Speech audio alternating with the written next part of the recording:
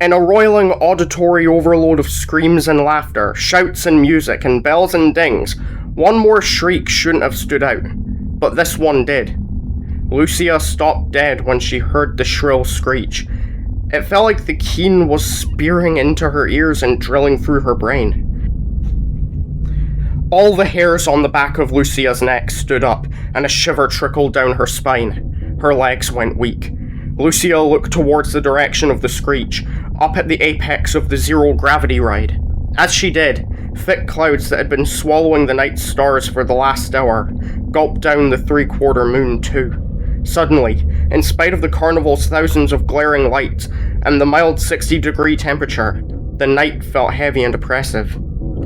It was a bad omen. A very bad omen. Lucia flinched when a hand gripped her upper arm. She shook off the hand, took a step back, and forced herself to look. Jace's face. Her date's face. How weird was that, to be on a date? Came into focus. "Hey, sorry," Jace said. "You look like you were going to fade or something. I was just trying to help, I didn't mean to." "It's okay," Lucia said. She dug deep and managed a smile she hoped didn't look as freaked as she felt. "I'm just on edge," Lucia told herself. She never would have chosen a carnival for a double date. A carnival wasn't just auditory overload, it was sensory overload. Pressed by the crowd streaming through the midway, Lucia felt penned in by all the kaleidoscopic neon lights and garish colors of the spinning and whipping rides. And she cringed at the intrusive, shouted chatter of the carnies who ran the games. Just a few feet away from Lucia, a tattooed man with a heavily creased face bellowed, "3 balls for a buck, try your luck!" Lucia liked quiet, not cacophony. She wasn't in her element. But the screech that had disquieted Lucia was only a screech. One of hundreds emanating from the thrill rides. Thinking it was an omen was just her being fanciful, something her logic-based parents would have scolded her for. Lucia took a deep breath and started walking, knowing that Jace would fall in step behind her. He was malleable, like an eager puppy. When Lucia had stopped, she and Jace had fallen behind their friends, Adrian and Hope. Zigging around a group of little kids arguing over cotton candy, Lucia scanned the crowded carnival midway and caught sight of Hope's bouncy strawberry blonde ponytail up ahead. Lucia could see dirty blonde curls a few inches above the ponytail. Even from this distance of 20 feet or so, even past the darting kids and sauntering teens and scattered families, Lucia could see the way Adrian's curls jay against the neck of his dark blue polo shirt, which fit him perfectly, as did his faded jeans. Or maybe she was just going from memory. Lucia could recreate the minutiae of everything Adrian in her mind's eye. This wasn't a good thing. Adrian was her friend, not her boyfriend. He was with Hope, and now, thanks to Adrian's bizarre matchmaking efforts, Lucia was with Jace. Lucia walked faster. Jace followed suit, and they caught up with Adrian and Hope next to a funnel cake stand. Lucia inhaled the scent of fried dough and cinnamon. Somehow, the aromas managed to overpower all the other carnival scents: buttery popcorn, sizzling burgers, and sickly sweet cotton candy. People's sweat and perfume. The ride's engine grease and sawdust. Lucia's nose was having to work overtime to keep up with all the old factory input. "I really shouldn't," Hope was saying as Adrian stepped up to a stainless steel counter to order one of the oily, sugary things that Lucia thought looked like a dismembered donut that had been glued back together with oil. Adrian turned around and spotted Lucia and Jace. "There you are! We thought we'd lost you. You want funnel cake? I'm buying." Adrian flashed his perfect, white-toothed grin. Lucia shook her head, but Jace said, "Sure." "Yo, dudes!" A deep voice boomed from behind them. Lucia didn't bother to turn. She knew that voice. It belonged to Joel, the 6'6" center on their school's basketball team. "I had one of these funnel cakes last night," another deep voice said. This one was crisper, filled with self-importance. "Eat at your own peril. I barfed mine up on the orbiter ride."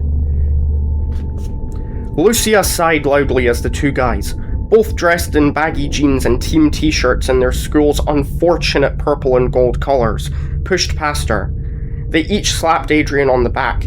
He gave them a friendly smile, but Lucia knew Adrian well enough to know that he wasn't thrilled to see them. She didn't bother to smile at them. Why pretend you liked someone when you didn't? You must have decided to come here at the last minute, Joel said to Adrian. He crossed his ape-like arms in front of his barrel chest and cocked his big, bushy, sandy-haired head. And you lost your phone, so you couldn't call and let us know. He elbowed Wade, the self-professed barfer. Think we're not welcome? Wade grinned. Oh, sure we are. The more the merrier, right? Hope? He winked at Hope. Hope gave Wade a stiff smile and looked at Adrian's arm. Wade nonchalantly ran a hand through his long brown hair as if Hope's lack of interest didn't bother him. His narrowed brown eyes and stiff thin lips gave away his true feelings.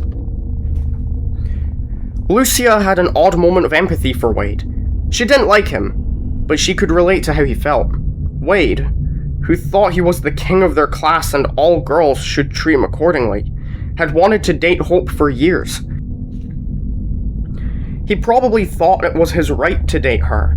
He was the celebrated quarterback of the school football team, the head jock in their school, and Hope was the head cheerleader. Lucia was sure that in Wade's mind, he and Hope were royalty. They should have been together.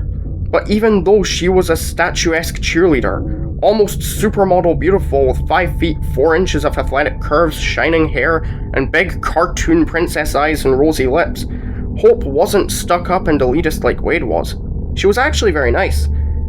And she was with the 6'2" sculpted Adrian, the star of the school's basketball team. Adrian was also one of the senior class royalty, but he didn't think of himself that way. Adrian was the reason why Lucia's senior year was going a lot better than she thought it would when she and her parents had moved to the town just before her last year of high school.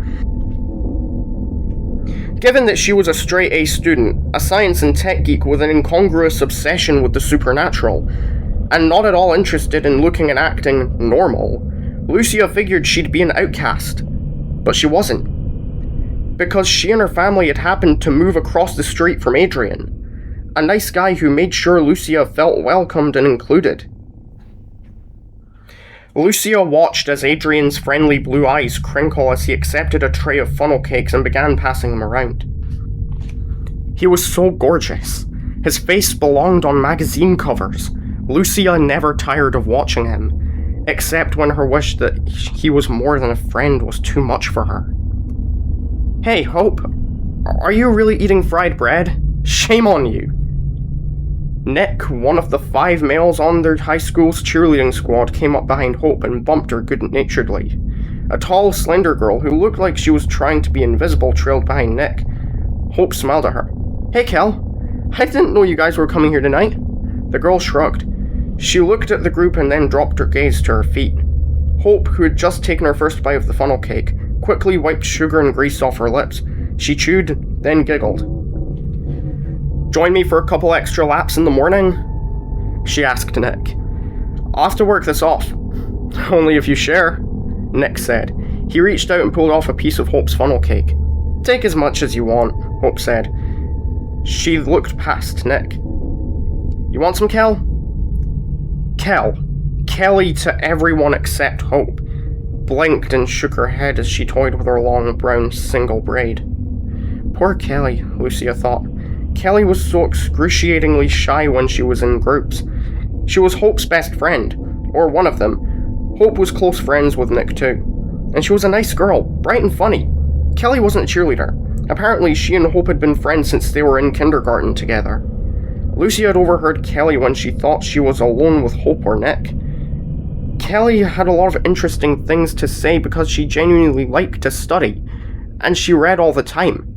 Pretty, with exotically slanted hazel eyes with soft freckled features.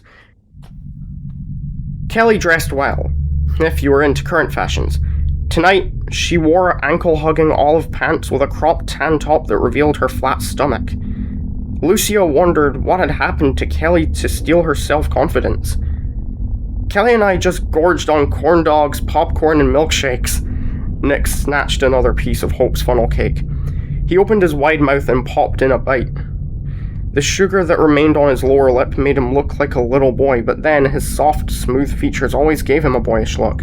Green-eyed, ginger-haired, Nick was cute, like in a kid next door kind of way. "And you're still eating," Hope said affectionately. Nick chewed and swallowed. "But of course, my muscles need fuel."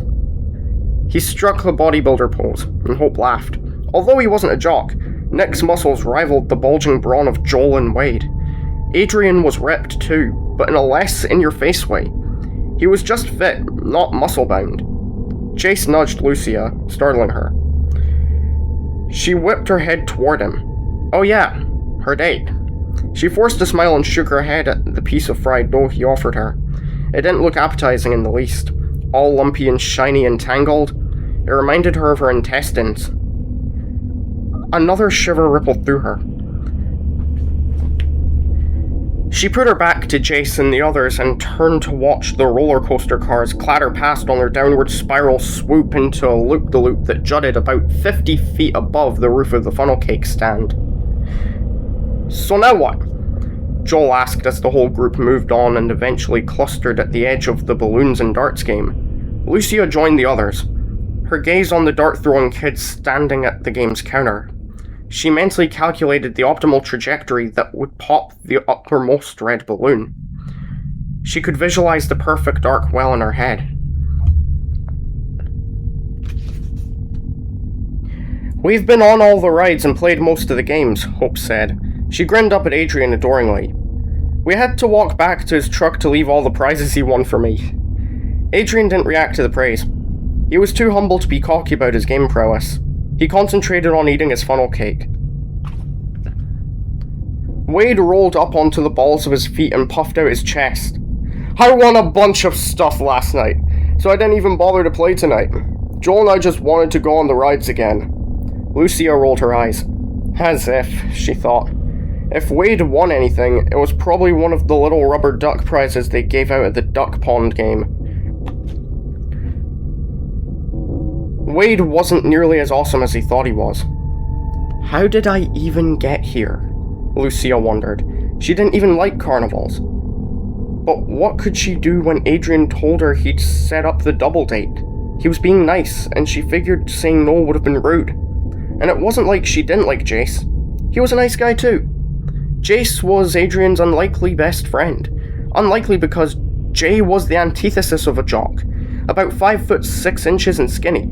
Jace looked like the consummate nerd. He had thick black hair that was never properly combed, equally thick black-rimmed round glasses that he constantly had to push back up onto his nose, and a paler, angular face that couldn't be called good-looking by anyone. Probably not even by his mother. On top of his unfortunate looks, Jace dressed in check dress shirts paired with dress slacks, and he always had at least a dozen pens and pencils stuffed into a pocket protector. He looked like he was the male version of Lucia. A science nerd, but he wasn't all that bright. He was more creative than intelligent. Jace was an artist, a pretty brilliant one actually. He could draw and paint the most amazing portraits. He'd done one of Lucia that had made her look downright pretty. Without Jace's artistic talents to help her, Lucia wouldn't have described herself as pretty. She'd always thought her face was way too thin and angular to be attractive. She also had odd features. One eye was much bigger than the other, and her nose was slightly crooked, and her mouth was too wide for her face. All of this was part of a head she thought was too big for her petite 5'2" frame, accentuated by her wild, kinky black curls, which she could never fully contain but didn't have the heart to chop off. Lucia's late grandmother had loved Lucia's afro-like hair, so Lucia let her hair radiate from her head like a black nimbus in honor of her beloved Nana. Her clothes were a tribute to her Nana too. Lucia had a closet full of woven vests in a variety of colours and patterns, all handcrafted by her Nana. Lucia paired these vests with men's black shirts, ankle-length skirts, and hiking boots. Even under the protection of Adrian's friendship, Lucia's wardrobe raised eyebrows on a regular basis.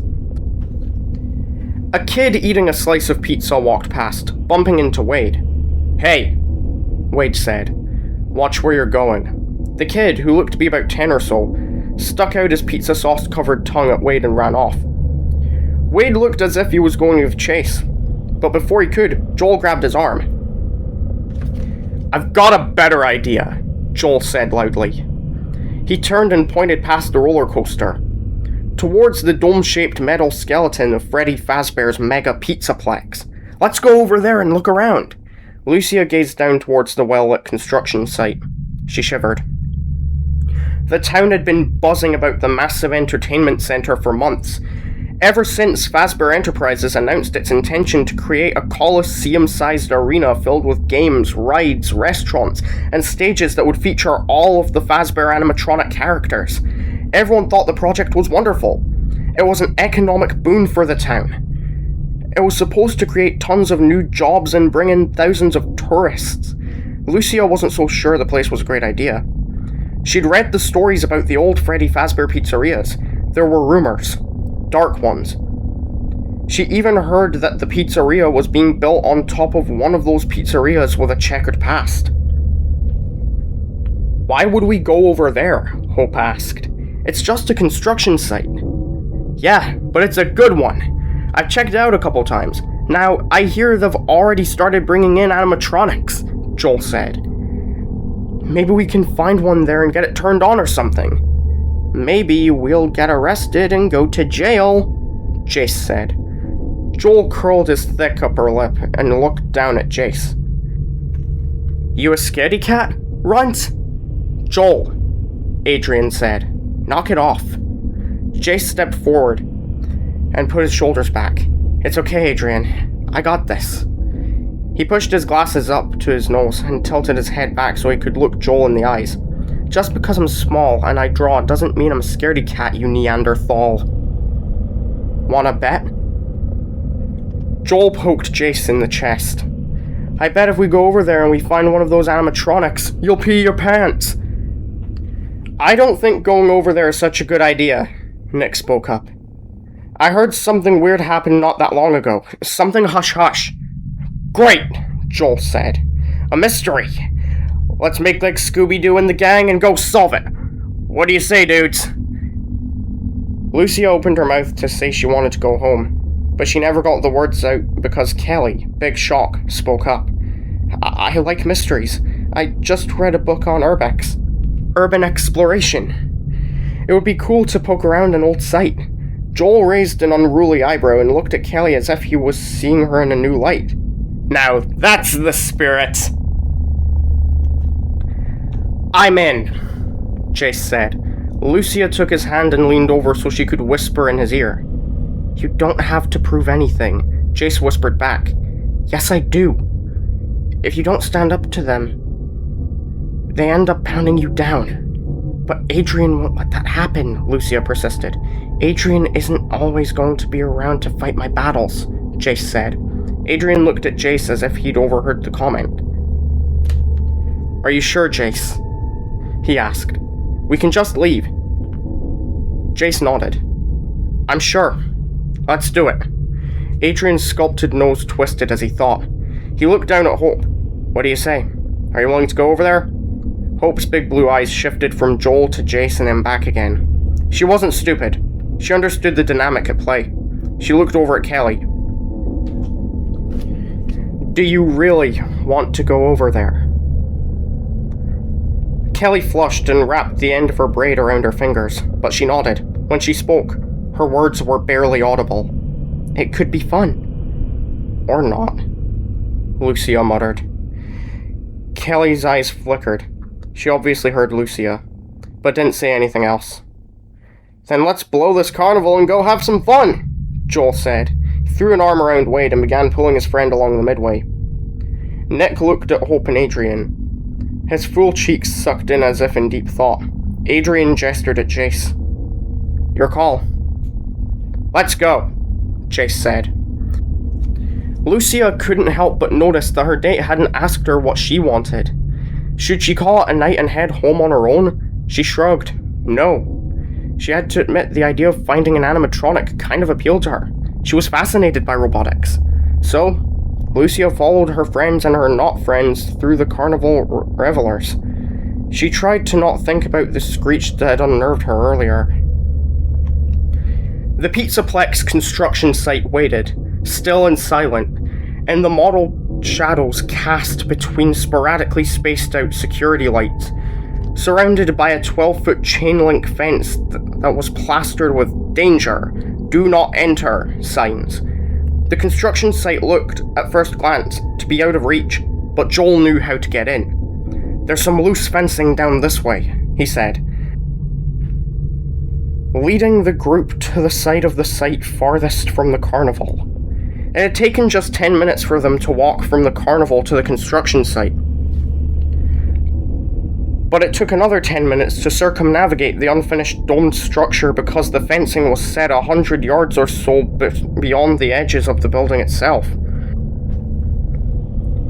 Lucia gazed past the chain-link barrier as they traipsed over the dusty earth extending from the fence. Within the fencing, Lucia could see the hulking shapes of a couple dump trucks and excavators. A crane's boom extended towards the metal skeleton of the unfinished dome. It looked like a giant robotic arm was reaching out, searching for a connection. "Isn't that what we're all doing?" Lucia thought. Lucia looked around at the others. They were all here because they were trying to connect, trying to be part of something, even if they would never admit it, not even to themselves. Lucia's rubber-soled boots made hushed, scuffling sounds as she walked. Hope's dainty sandals sounded like tap shoes. The others' athletic shoes chuffed at the earth. Occasionally, someone would kick a piece of gravel and it would ping off the metal fencing. In the distance, they could hear the over-the-top gaiety of the carnival, but it was strangely muted. As if the construction site acted as a sound dampener, Lucia could no longer smell all the carnival aromas. Now, all her nose detected was the arid smells of earth and a sharp whiff of gasoline. Joel suddenly stopped, and so did everyone else. He reached out and tugged at a section of fencing. With a metallic scrape, it pulled back from one of the fence's metal poles. "Here we go," Joel said. No one responded to him. They just slithered, single file through the opening. As Lucia squeezed through, a sharp chain-link edge scraped against the back of her wrist. She winced at the sudden pain. She couldn't see the cut, but warmth trickling down the back of her hand let her know that the skin was broken. Though not seriously. She pulled down the sleeve of her black shirt to staunch the flow. Nick was the last one through the fence. As he let the chain link fall back into place with a twang that made Lucia stiffen, he looked around worriedly. "Are you sure there are no dogs?" Nick asked. Joel shook his head. He waved an arm towards the Pizzaplex. "I've been all over the site. No dogs. No gods." He pointed to a spot about 100 feet away. "There are some security cameras over there, near the office trailer and the construction materials, but we don't need to get anywhere near them to see inside the dome." Lucia gazed at the piles of rebar and stack of metal beams. Beyond them, a cement truck sat, its mixing drum bulging like it was pregnant. Lucia's imagination suddenly provided her with a vision of an alien insectoid-like nanobots pouring from the mixing drum. She blinked and mentally chastised herself. The deserted site was creepy enough without her brain adding to it. No one spoke as Joel led the way past a steamroller to an opening between two half-finished cement walls. "There's an enclosure just past here. I think it's where the animatronics are being stored." Thankfully, more security lights were set up within the unfinished structure. The metal floodlights didn't flood so much as they spurted into the darkness here and there, but they provided enough visibility to get around, and enough visibility to reveal a flat metal roof surrounded by concrete floor Lucia and the others now stood on. "Is that the roof of the old pizzeria?" Kelly asked. Lucia was again surprised to hear Kelly speak up, but, gazing at Kelly's wide eyes, Lucia could tell Kelly was really excited. So excited that she'd apparently forgotten to be shy. "What pizzeria?" Hope asked. She was clinging to Adrian's arm. She obviously didn't want to be here, but she was trying to be a good sport. It's an old Freddy Fazbear Pizzeria site, Lucia said. I read about it. I think they're going to turn it into a museum or something. Look over there, Nick said. There's a ramp that looks like it's heading down, maybe towards the pizzeria's entrance. Come on! Joel's shadow stretched 12 feet ahead of him. As he started toward the ramp Nick had pointed out. I never noticed that when I was here before. Their footsteps crackled and echoed as they all followed Joel toward the ramp. When they got closer to it, they realized the ramp led to nowhere. A couple feet down the ramp's slope, it ended at a bulging mass of hardened concrete that swelled into a knobby mass from somewhere farther down the slope. We're not getting in that way, Wade said. He started to turn away. That's the worst concrete pour I've ever seen, Adrian said. He moved down the ramp, leaned over and poked at the clod of cement. Maybe it was a spill, Jace said. Adrian shook his head. I don't know. He frowned, then shrugged. It's just weird is all. Hey, look! Wade called from a few feet away. Everyone turned. Wade pointed toward the far side of the flat red roof. Come on, I think I see a vent opening that might be big enough to get through. Wade trotted a few feet to their left and stepped from the Pizzaplex's concrete floor to the corrugated surface of the red metal roof. His feet grated against the uneven surface as he landed. When he started striding across the red metal, the cadence of his steps echoed through the dim enclosure of the fledgling Pizzaplex. The rhythm became uneven and chaotic as everyone else followed him. About 50 feet from the blocked-off ramp, Wade knelt next to a square metal protrusion. Gripping its edges, he yanked, and it easily came free. He lost his balance and landed on his butt. Jace chuckled. Joel turned and glared. Wade didn't seem to care about Jace's amusement. He immediately got to his knees and grabbed the steel vent grating that the metal square had just concealed. It didn't come free easily, but when Wade jiggled it back and forth several times, it groaned and grumbled, and finally, with a loud snap, let go of the roof. Beneath the grate, a narrow, dark chute led downward. Wade immediately stuck his feet into the chute. He looked up at the others and grinned. Ready for an adventure? I'm not going down into that hole, Hope said. We don't know where it goes. That's the fun of a mystery, Kelly spoke up. Lucia mentally shook her head. Kelly was surprising Lucia left and right tonight. Wade looked at Kelly with interest. That a girl, he said. Joel reached into his pocket and pulled out a tiny flashlight. He shone it down the chute. They all leaned forward to peer into the chute. The light didn't help much. It revealed a narrow metal enclosure slanting downward toward a bend that hid whatever lay below it. Give me that! Wade reached for Joel's flashlight. Joel shrugged and gave up the light. Okay, lead on. I'll be right behind you. Wade slid feet first into the chute. Joel did the same. Within seconds, they both disappeared around the bend. An anemic beam of light managed to make it back up to Lucia and the others as Wade and Joel's progress was marked by metallic thuds and clanks. A few more seconds of that noise passed, when they heard a muted thump and a loud, "Ouch! Whoa, dude!" Joel said, his voice echoing up the chute.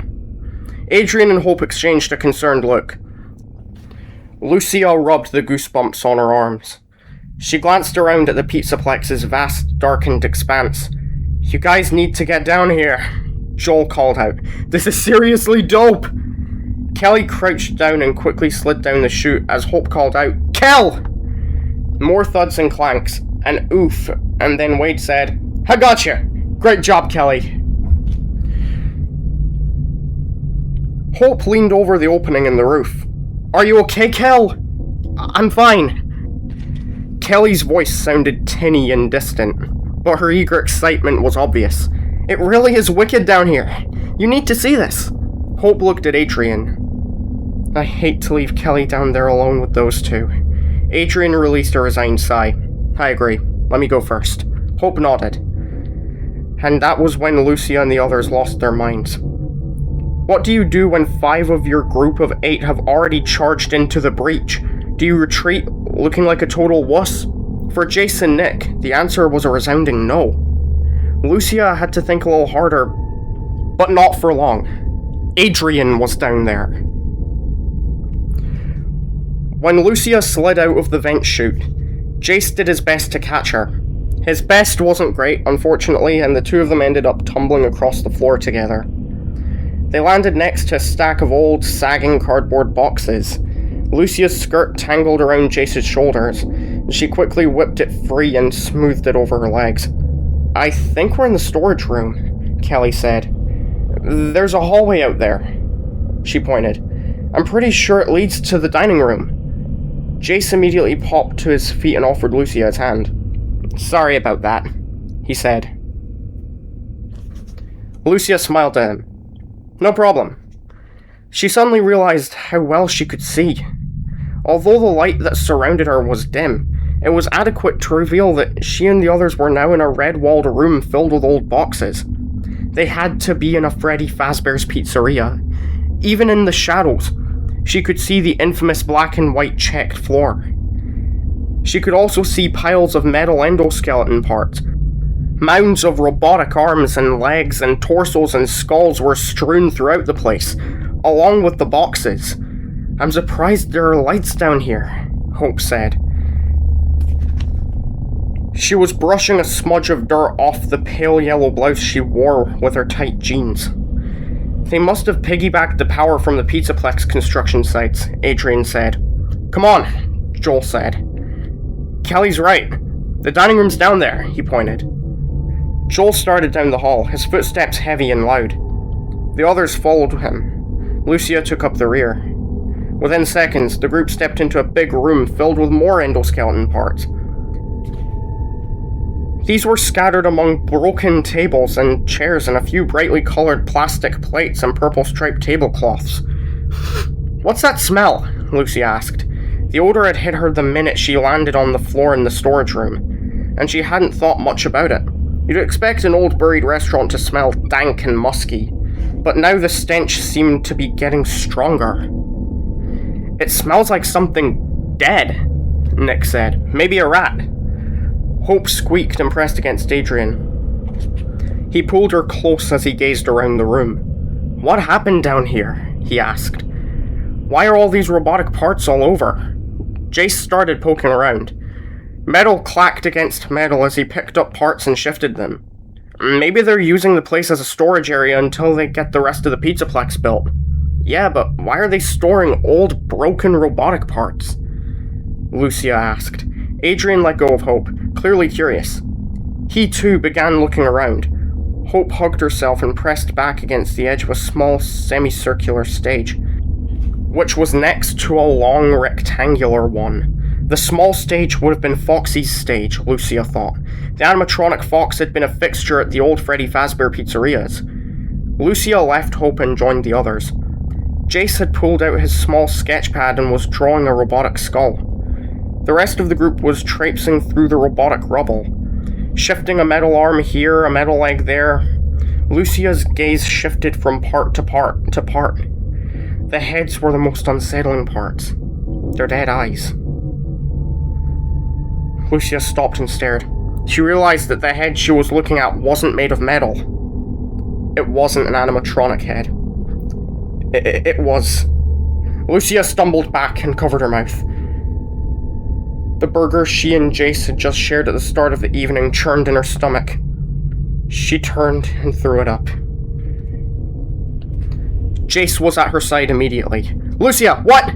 Lucia, so chilled she felt like she'd stepped into a freezer, lifted a shaking finger. She pointed at the head that was lying on its side, its clouded eyes staring. She opened her mouth, but she couldn't get a word out. Jace looked in the direction of Lucia's finger. He frowned and stepped towards the head, shoving his sketch pad back into his pocket. "Is that some kind of prop?" He leaned over and touched the head. He yelped and fell, landing on his hands and knees. He started scrambling away from the head. At the same time, Kelly let out a scream even more ear-splitting than the one Lucia had heard at the carnival. And because Lucia's scream wasn't entangled with other screams and the carnival sounds, It pierced through the silence like a scythe. Lucia and Jace, already shocked, had to struggle to their feet before they could head toward Kelly. Everyone else, even Hope, was at Kelly's side in an instant, and in that same moment, Hope's screams joined Kelly's. The guy's gasps were the bass to the girl's soprano cries. Lucia and Jace finally reached the others. Reluctantly, Lucia looked in the direction of their gazes, and she blanched. Her stomach flipped over and over again. She gagged, but managed to keep from heaving. Piled together in a macabre pyramid, a gruesome tangle of human limbs, torsos, and heads were rotting, next to a snarl of ragged metal endoskeleton parts. Lucia, unconsciously, did an inventory of the parts. At least 11 bodies were lumped together, in pieces. Lucia's brain, against her will, took in the details. The severed heads and dismembered arms and legs hadn't been cut away from the limbless torsos. The ends of the exposed bones were jagged. They'd been snapped, not sawed through. Torn tissue and mangled veins revealed the same thing. These bodies had been wrenched apart, but what could do that?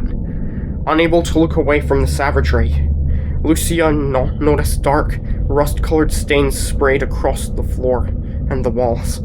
Dried blood was everywhere, even spotting it in the metal robotic parts. Adrian recovered himself first. He grabbed Hope's hand and pulled her back away from the grisly heap. "We need to get out of here." No one argued with him. When Adrian turned, everyone followed him. They all ran back across the dining room, pounding into the hallway and scrambling past the boxes in the storage room. There, however, they all stopped. The bottom of the chute was no longer open. The metal had collapsed, crushed together as if crimped by a giant hand. Their escape route was blocked. Everyone stared at the closed-off chute.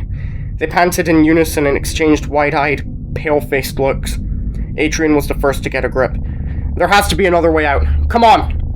Adrian led the group down the hallway to the dining room. The hallway ended at an exit door, but the door was engulfed in cement blocks and more robotic parts. "Help me!" Adrian squatted next to a cement block. He and the other guys tried to lift it. It wouldn't budge. Adrian stood and took a deep breath. "Okay, there have to be other doors. Windows. Something!" And there were other doors and windows, but they were all blocked. Some were actually cemented closed. Nothing would open. Nothing would give way. No matter how much effort the guys put in. And a search of the entire restaurant didn't reveal any other vertical chutes. It also didn't reveal any tools that would have helped them pry apart the closed-off chute.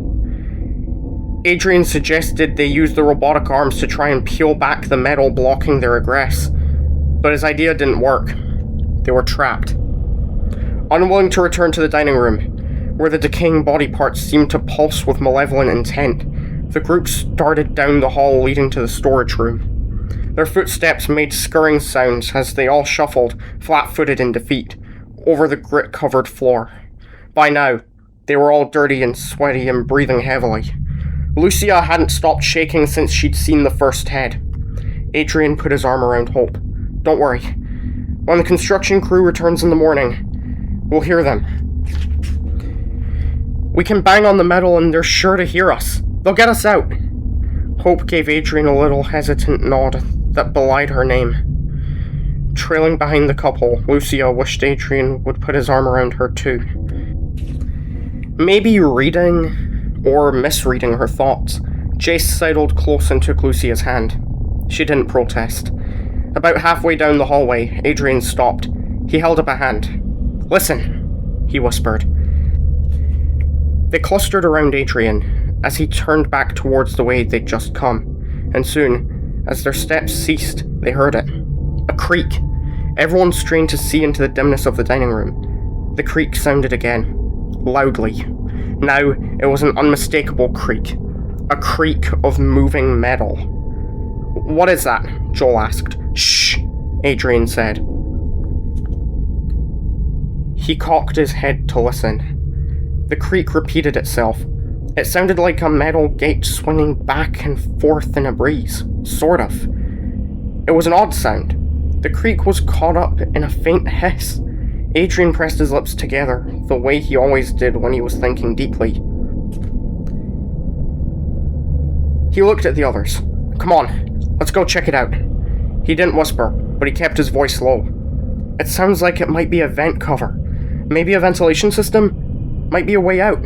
Lucia frowned, but she didn't say anything. The desire for the sound to lead to a way out was stronger than her intuition that the sound wasn't anything as benign as a ventilation system. They took a few paces toward the dining room. Without discussing it, everyone stepped lightly. As quietly as possible, Lucia listened hard. The others must have been listening hard too, because when the sound changed, they all stopped as one.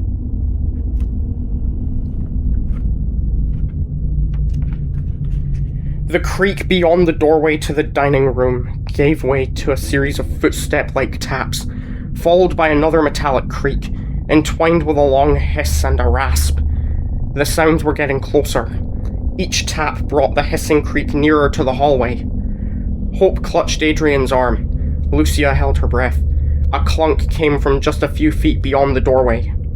Adrian grabbed Hope's hand and started running back down the hallway towards the storage room. Hope went along without question, and so did everyone else. Lucia's heart was lurching towards her throat as they all tore into the storage room. She was sure the others could hear her pounding beats thumping against her ribcage. As soon as they were all through the door, Adrian closed the door quietly and locked it. Everyone stared at the door.